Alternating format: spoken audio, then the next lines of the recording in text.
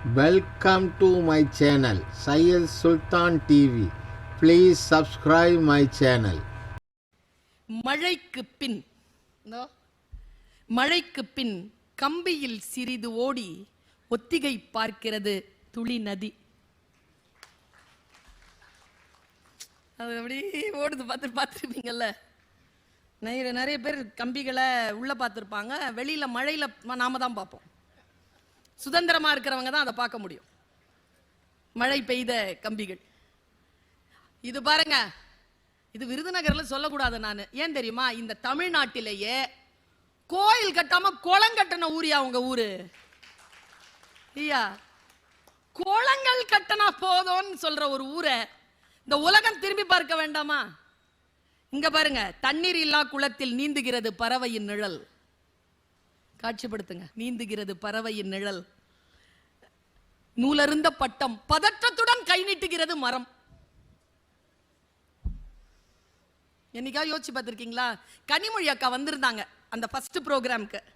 நான் ஆடியன்ஸா உட்கார்ந்துருக்கேன். அவங்க சொன்ன ஒரு கவிதை சொல்லிட்டே இருக்கும்போது அவங்க அழுதுட்டாங்க. அவங்க கண்கள்ல கண்ணீர் வந்துருச்சு. அதை பார்த்துட்டு இருக்கிற நானும் கண்ணில் கண்ணீர் வந்துச்சு. எங்க எல்லாரும் நிறைய பேர் அழறோம். அந்த ஒரு கவிதை தான். காட்சிப்படுத்துங்க. பெண்கள் இருக்கிறீர்கள், இளைஞர்கள் இருக்கிறீர்கள், முதியவர்கள் இருக்கிறீர்கள். கடைசி இலையும் உதிர்த்த பிறகு நிலவை சூடிக்கொள்கிறது மரம்.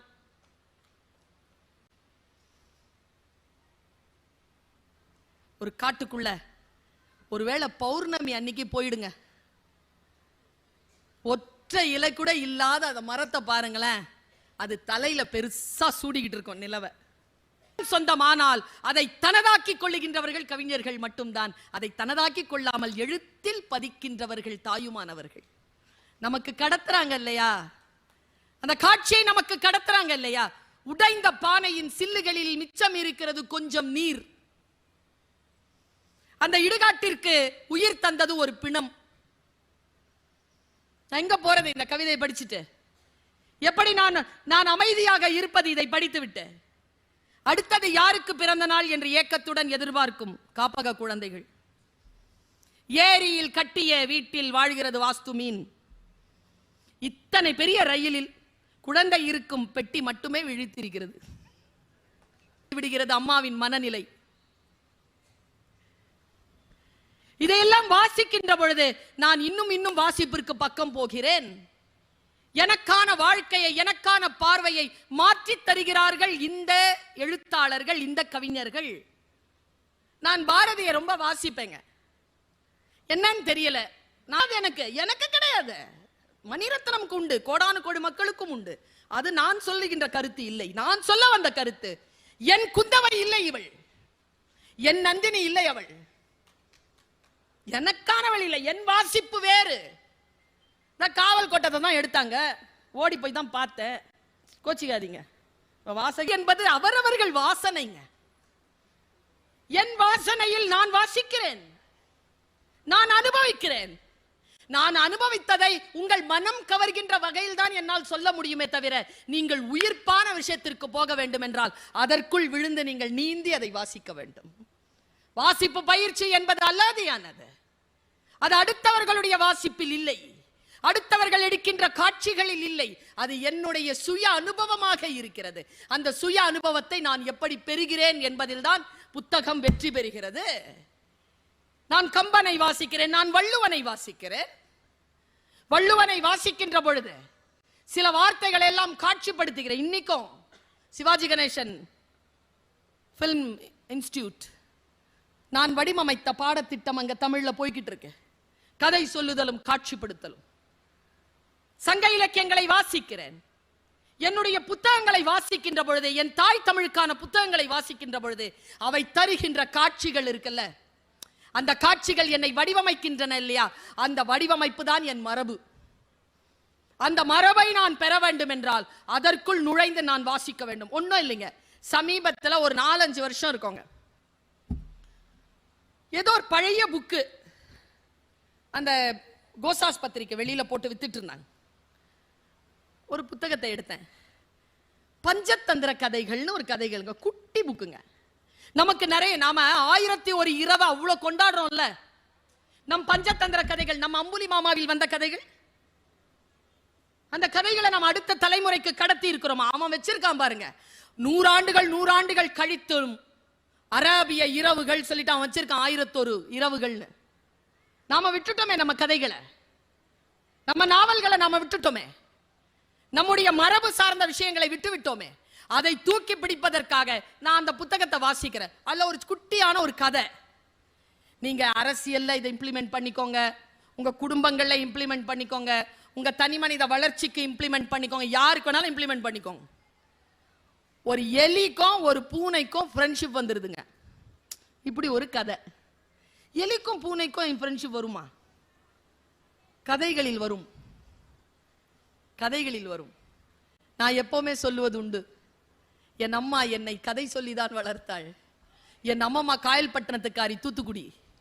அவளும் என்னை கதை சொல்லிதான் வளர்த்தாள். என் அம்மா என்னை கிழிந்த பாயில் போட்டுக்கொண்டு கதை சொன்னாலும் அவள் பறக்கும் கம்பளங்களை பற்றித்தான் கதை சொல்லுவாள். அதுதான் கதை சொல்லுதலுக்கான மேன்மை. அதனால்தான் நான் இப்பொழுது பறக்கும் கம்பளங்களில் இருக்கிறேன். வாழ்க்கையில் பறக்கும் கம்பளங்களில் நாம் இருக்க வேண்டும் என்றால் நம்முடைய மரபு சார்ந்த விஷயத்தை கடத்துங்கள். தப்பான விஷயம் இருந்தால் ஏன்னு கேள்வி கேளுங்க. சரியான விஷயம் இருந்தால் டார்ச் லைட் மாதிரி, டார்ச் பேரர் மாதிரி அடுத்த கட்டத்திற்கு எடுத்துட்டு போகணும். பாருங்க, ஒரு பூனைக்கும் எலிக்கும் ஃப்ரெண்ட்ஷிப்ல அக்ரிமெண்ட். டெய்லி ஒரு நாள் 2 பேரும் சந்திச்சுக்கணும், நல்லபடியா உட்காந்து டைம் ஸ்பெண்ட் பண்ணலாம். ஒருத்தர் இன்னொருத்தர் மேல எந்த தாக்குதலும் இல்லை, சாப்பாடு ஏதாவது கிடைச்சா பகிர்ந்துக்கலாம். இப்படி போயிட்டு இருக்கும்போது ஒரு நாள் பூனையை காணோம். எலி தேடி தேடி பார்த்தது, பூனையை காணோம். காலையில இருந்து மத்தியானம் வரைக்கும் தேடிச்சு, காணோம். மத்தியானத்துக்கு வீட்டுக்கு சாப்பிட வந்துச்சு. அப்ப ஒரு குட்டி எலி இருந்தது. குட்டி எலி கேட்டுச்சு, எங்கம்மா மாமாவை காணோம்? தெரிலடா, எங்க போச்சுன்னு தெரில, வா போய் தேடலாம். 2 பேரும் போறாங்க. பஞ்சதந்திர கதை. இல்லை, நீங்க என்ன கத்துக்கிறீங்கன்னு எனக்கு தெரியல. நான் பல விஷயங்களை கத்துக்கிட்டேன். அது படிச்சதுக்கு முன்னால நான் வேற, அது படிச்சதுக்கு அப்புறமா நான் வேற. நான் அதை கடத்திடுறேன், முடிஞ்சா புரிஞ்சுக்கோங்க. டைமிங்னு ஒன்று இருக்குது. எங்க, எப்போ, எப்படி. சரியான விஷயமா இருக்கும், தப்பான நேரமா இருக்கும். தப்பான விஷயமா இருக்கும், சரியான நேரமா இருக்கும். மிஸ் ஆயிடும்.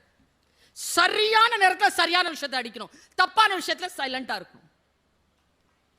இது புரிய மாட்டேங்குதே, அனுபவத்துல புரிய மாட்டேங்குது. இல்ல, கதை எப்படி சொல்லி தருது பாருங்க. உங்களுக்கு ஒரு புத்தகம் சொல்லி தருகிறது. உங்களுக்கு மத்தியானம் 1 மணிக்கு கிளம்புது. தேடி தேடி போய் ஒரு காட்டுக்குள்ள போச்சு. காட்டுக்குள்ள ஒரு வேடம் பிடிச்சி வச்சிருக்கான் பூனைய. அவன்கிட்ட போய் நின்னு கேட்டுச்சு, ஹேய், இங்கேயா இருக்கிற?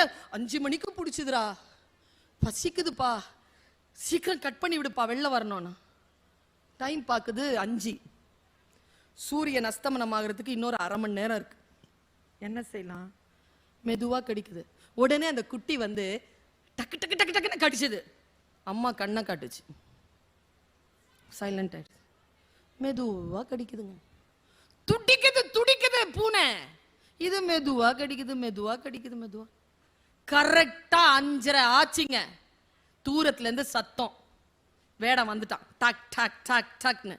அவன் வர்றதுக்கும் சரேல் இது கிழிக்கிறதுக்கும், உள்ள இருந்து பூனை ஓடுறதுக்கும், இது எலி குட்டியை பிடிச்சிட்டு போய் பொந்துல அடையிறதுக்கு சரியா இருந்தது டைமிங். உள்ள இருந்து எலி குட்டி அம்மாட்ட கேக்குது, இவ்வளோ பசியோட இருந்த மாமாவை ஏன் இவ்வளோ நேரம் தவிக்க விட்ட? அம்மா சொன்ன பதில் தான் இன்னைக்கு நமக்கு பாடம். இங்க பாரு, அது பூனை, அதுக்கு சாப்பாடே நாம தான். சரியா?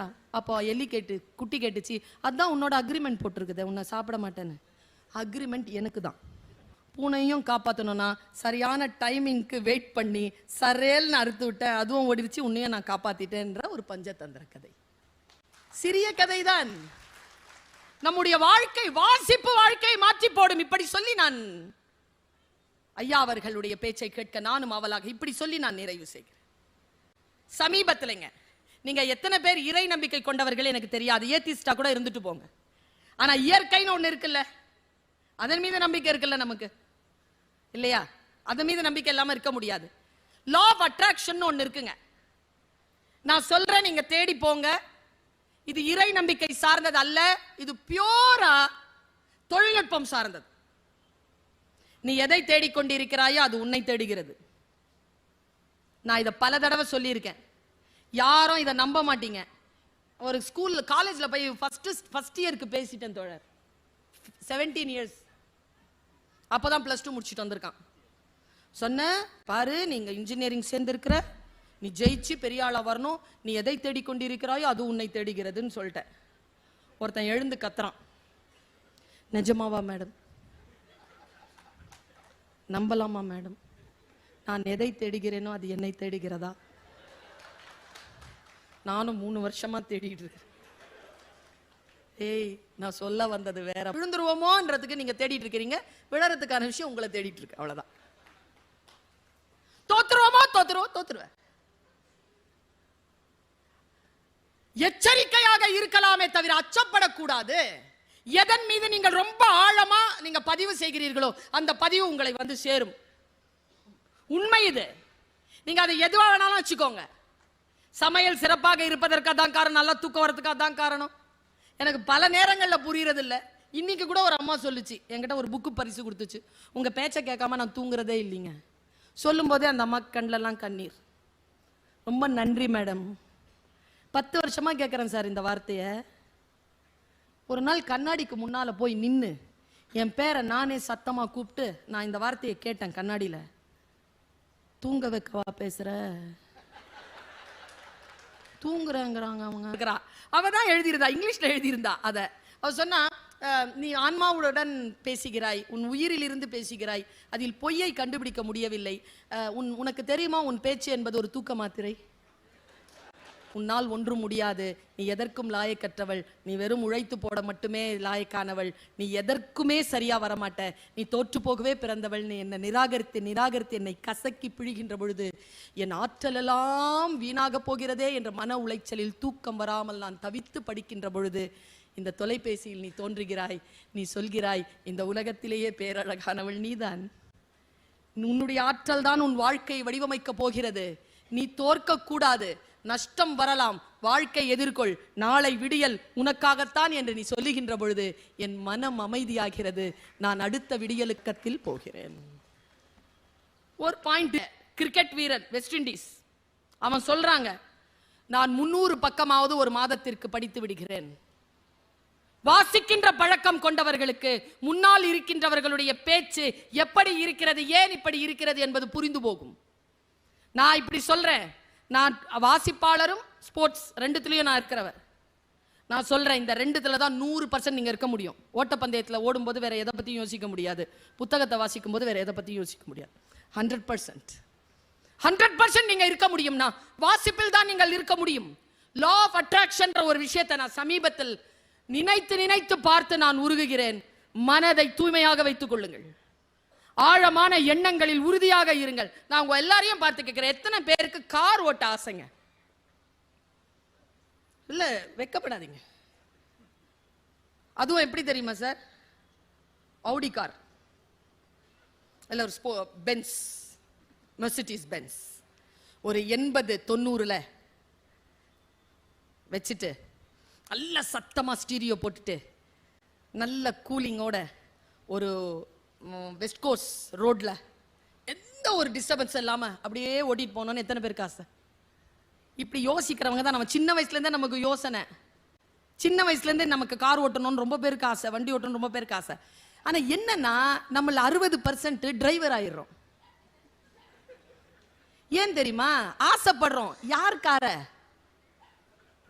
அதை யோசிக்கிறது இல்லை, அதனால அது டிரைவர் ஆயிரும். நாம யோசிக்கும் போது எப்படி யோசிப்பீங்க? டீட்டெயிலா யோசிங்க.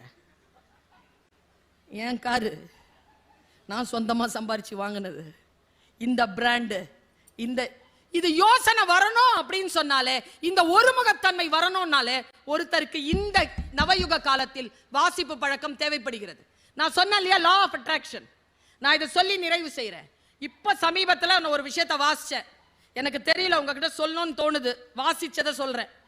உங்க எல்லாருக்கும் தெரிஞ்ச ஒரு இயக்குனர் அகத்தியன்னு பேரு, ஞாபகம் இருக்கா? அகத்தியன் பிரமாதமான இயக்குனர். அவர் எழுதின பதிவு, அவர் எழுதுறாரு, நான் சும்மா வாசிக்கிறேங்க. அத வாசிப்பு பழக்கம் புத்தகம் இல்ல, பேஸ்புக்ல வந்துகிட்டு இருக்கு. பேஸ்புக்ல கூட வாசிக்கிற பழக்கம் நம்மில் பல பேர் குறைவு. காட்சிகளை தான் பார்ப்போம். வாசிக்கின்ற பழக்கம் இருக்குல்ல, கேட்கிற பழக்கம் வேறு, பார்க்கிற பழக்கம் வேறு, வாசிக்கிற பழக்கம் வேறு. வாசிச்ச நான் பாருங்க, அந்த பதிவு என்ன சொல்லுது. அவர் ஸ்ட்ரகிள் பண்ண ஒரு டைம், எல்லாருக்குமே ஸ்ட்ரகிளிங் பீரியட் இருக்கு. நாங்கெல்லாம் எப்படி வளர்ந்தவங்கன்னு சொல்லிட்டு தெரியும். ஆரம்ப நிலையிலிருந்து வளர்ந்தவங்க, அப்படியே வளர்ந்தவங்க இல்லை. நான்லாம் பார்க்குறேன் தமிழ் பேச்சு போட்டியில, தமிழ் மூச்சு எங்கள் பேச்சு, அந்த ஒரு போட்டியில ஒரு சின்ன பையன் ப்ரோக்ராம் முடிச்சுட்டு ஜெயிக்கல, அப்படி தாண்டி போறார். நான் பார்க்குறேன், என்னப்பா அப்படின்ட்டு போயிட்டார். அவரை ஒரு 15-20 வருஷத்துக்கு அப்புறமா பார்க்குறேன். அந்த பேச்சு போட்டியில் தோத்தவர் தான் விருதுநகர் கலெக்டரா உட்கார்ந்துருக்கார். யார் எப்படி வருவாங்கன்னு தெரியாதுங்க. நோக்கம் என்ன? படிச்சு பாருங்க. படிச்சவன் எதுக்கு பேரு? படிக்கிறதுங்கிறது வெறும் ஒரு செயல் அல்ல, அதனால் உருவாகக்கூடிய பல விஷயங்கள் உண்டு. வாசிப்பு என்றது எதை எங்க கொண்டு போய் நம்மை நிறுத்தும்? ஒரு பரிசு தொலைச்சிட்ட, சூப்பர் சாமி, உள்ள எவ்வளவு இருந்துச்சு, கரெக்ட் தானே, 30 ரூபா சாமி, போயிட்டு போதுல, பரிசு 30,000 ரூபா. நமக்கு பெருமதி புரிந்து போகுதா? அம்மா அப்பா மூலமா என்ன கிடைக்கும்? அம்மா அப்பாவே பெருமதி தான். அவங்க மூலமா என்னத்த கிடைக்கிறது? இங்க வந்தோம்ல, அதுவே பெருமதி. இதுக்கு அப்புறமா என்ன கிடைக்கும் அப்புறமா பார்த்துக்கலாம். எது பெருமதி, எது முக்கியம்? அவர் ஸ்ட்ரகிளிங் பீரியடு, சென்னையில கஷ்டப்படுறார், ஏதோ ரூம்ல தங்கி கஷ்டப்படுறார். கதை எழுதியிருக்கார், எல்லா கதவுகளையும் தட்டி கதை கொடுத்திருக்கார். இன்னும் யாருக்கிட்ட தான் அழைப்பு வரல, போன் மட்டும் வருது, ட்ரங்க் கால், அப்பா செத்துட்டார். படிச்சு அழுதுங்க நான். அப்பா செத்துட்டார், போனோம், சாவுக்கு போனோம், காசு இல்ல, கெஞ்சி கேட்டு யார் யாருக்கிட்டையோ போயிட்டார். வந்துட்டார் 2 நாள்ல.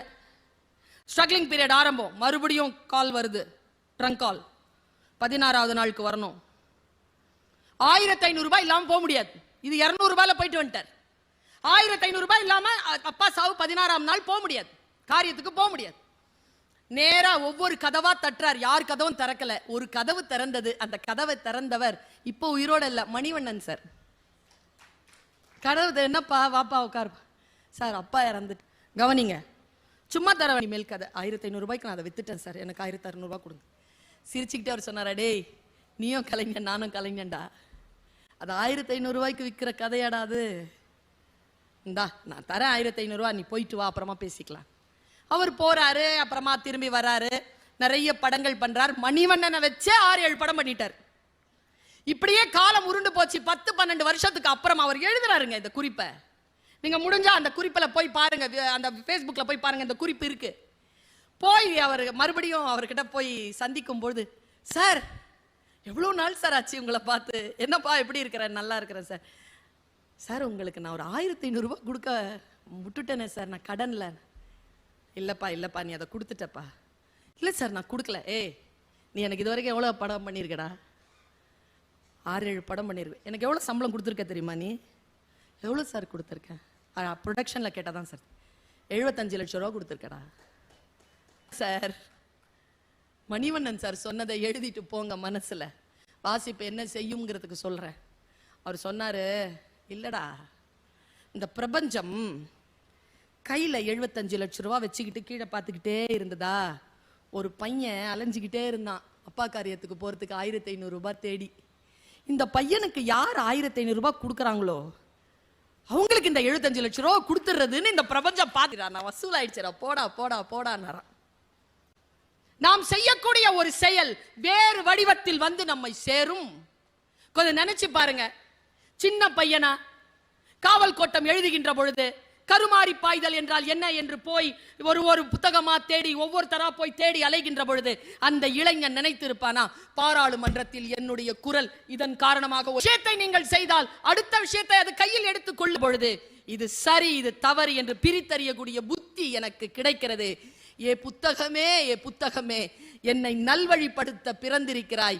நான் ஒன்று சொல்லுகிறேன், இன்னும் நான் படித்து முடிக்கக்கூடிய ஆகச் சிறந்த புத்தகத்தை இன்னும் நான் பெறவில்லை. அதை தேடிக்கொண்டே இருக்கிறேன். எப்பொழுது அதை படித்து முடிப்பேனோ அப்பொழுது இந்த மூச்சு நிற்கும். அதுவரைக்கும் என் தேடல் தொடரும். நன்றி.